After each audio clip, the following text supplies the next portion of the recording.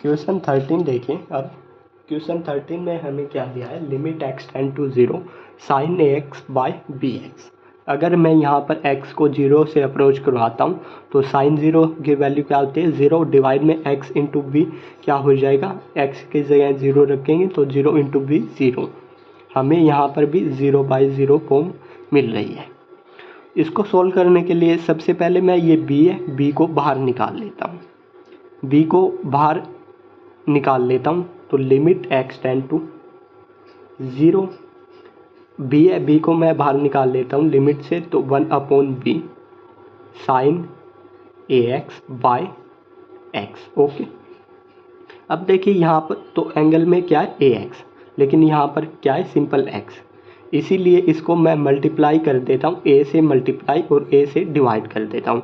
अभी मैं इस a को तो मैं वापस बाहर निकाल लेता हूँ, लिमिट से ही बाहर निकाल लेता हूँ क्योंकि a हमारा यहाँ पर a और b कांस्टेंट है। ओके, तो a को मैंने बाहर निकाल लिया है और पहले से ही हमारे पास क्या है 1/b, तो डिवाइड में b ये भी और लिमिट x टेंड टू 0।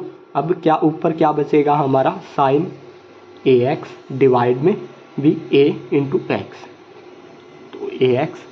अब हमारा लिमिट का एक केस है, अगर हमें दिया हो स्टैंडर्ड लिमिट का केस है, लिमिट x टेंड टू अगर हो हमारी 0 और फंक्शन हो हमारा साइन x बाय x, तो ये लिमिट हमारी किसके इक्वल होती है 1 के। ओके, इसका हम यहाँ पर यूज करेंगे। देखिए यहाँ पर x टेंड टू 0 है और यहाँ पर x है, यहाँ पर भी x है।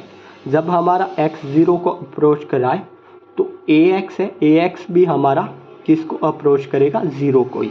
ओके, तो ये इसके यूज से, इस आइडेंटिटी के यूज से ये भी लिमिट हमारी किसके इक्वल हो जाएगी 1 की, क्योंकि यहाँ पर अगर हम x को 0 से अप्रोच करा रहे हैं, यहाँ पर भी x को 0 से अप्रोच करा रहे हैं, यहाँ पर ओनली x है तो ax, यहाँ पर ax है, अगर हम x को 0 से अप्रोच करवाएंगे तो ax भी हमारा किसको अप्रोच करेगा 0 को, तो ये इसके यूज से ये लिमिट हमारी किसके इक्वल हो जाएगी 1 के ये।